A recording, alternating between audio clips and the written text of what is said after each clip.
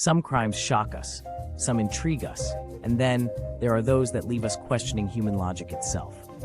Welcome to Curell Case Files, where justice meets absurdity. Tonight, we dive into tales not of criminal masterminds, but of their bumbling opposites.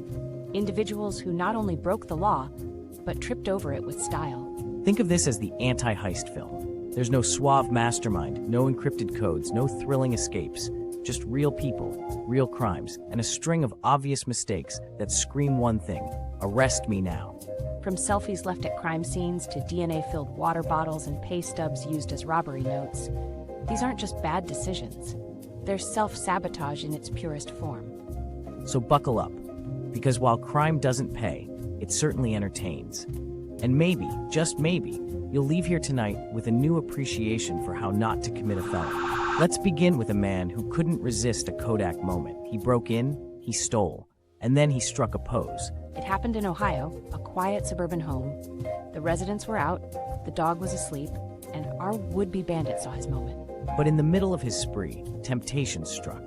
The homeowner's smartphone, charging on the nightstand, lit up.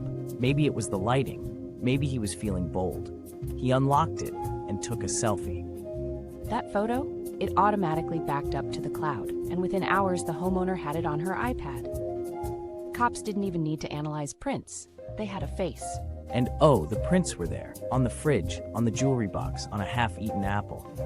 It was less a crime scene, more a personal diary. Lesson: vanity isn't a crime, but enabling iCloud sync during a burglary? That's just dumb. Now we meet a man who walked into a bank to take money and left behind his entire identity. The note read, "Give me all your money or I'll shoot." But it wasn't on a napkin or a blank sheet. It was on his old pay stub. Full name, address, employer. Everything a detective needs to serve a warrant, delivered directly to the scene of the crime. And the teller? She handed over the cash and then handed the note to police with a raised eyebrow and a chuckle.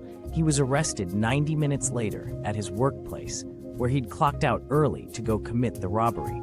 He might have thought it was clever. We call it evidence on demand. Imagine being so addicted to likes and views, you incriminate yourself for internet clout. A Florida man went viral for all the wrong reasons. His TikTok, a flashy unboxing video of stolen goods. Hashtags included blessed, heist season, and wait for it, cops can't catch me. But law enforcement was watching. Every item matched descriptions from a recent string of burglaries, down to the stolen gold chain shaped like a crucifix. And the location tags, they led detectives right to his door. He was arrested midstream, literally. The cops appeared in frame. The video went from OOTD to Mugshot Monday. Clout chasers beware. The algorithm giveth, and the algorithm taketh away. Our next criminal got thirsty and gave up more than he bargained for. DNA is the ultimate snitch. And in this case, a plastic water bottle left at the scene carried enough to put our suspect away for good. After breaking into a home in New Jersey, the man drank from a Poland Spring bottle left in the fridge. He left it behind, half finished, half evidence. Within 72 hours, a DNA match pinged on CODIS. Turns out he was already in the system for a different theft, and now he was back, busted by hydration.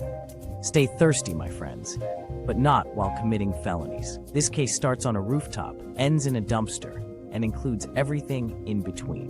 A would-be thief fleeing police attempted to jump between buildings. The gap, 10 feet. His planning, non-existent. He missed, landed 2 floors below in an alley, and in his fall, he dropped his wallet, keys, and cell phone, creating the most convenient breadcrumb trail ever assembled. Cops didn't even run. They just followed the debris. The guy practically gift-wrapped his own arrest. This one's got flair. A duo of burglars broke into a boutique and left a handwritten list of their target items on company letterhead. Custom stationery, name, logo, phone number. Honestly, if it weren't so stupid, it'd be stylish. Police found it tucked under the register, along with a receipt from the burglar's favorite takeout place. They were caught in under 48 hours, but they were complimented on their penmanship. What have we learned tonight? That the line between criminal intent and comedic timing is thinner than we thought. And that some criminals aren't caught by sheer brilliance from law enforcement, but by overwhelming amounts of their own stupidity. Technology, DNA, and digital footprints have become the ultimate sidekicks to justice. But sometimes, all it takes is a selfie. These stories aren't just cautionary tales. They're reminders of the human tendency to overlook the obvious, especially when blinded by desperation, ego, or a ring light. Thanks for joining us on Curell Case Files, where even the worst criminals give us something to smile about. If you enjoyed this deep dive into crime's comic relief, be sure to like, comment, and subscribe. Let us know in the comments. Which case had you shaking your head the most?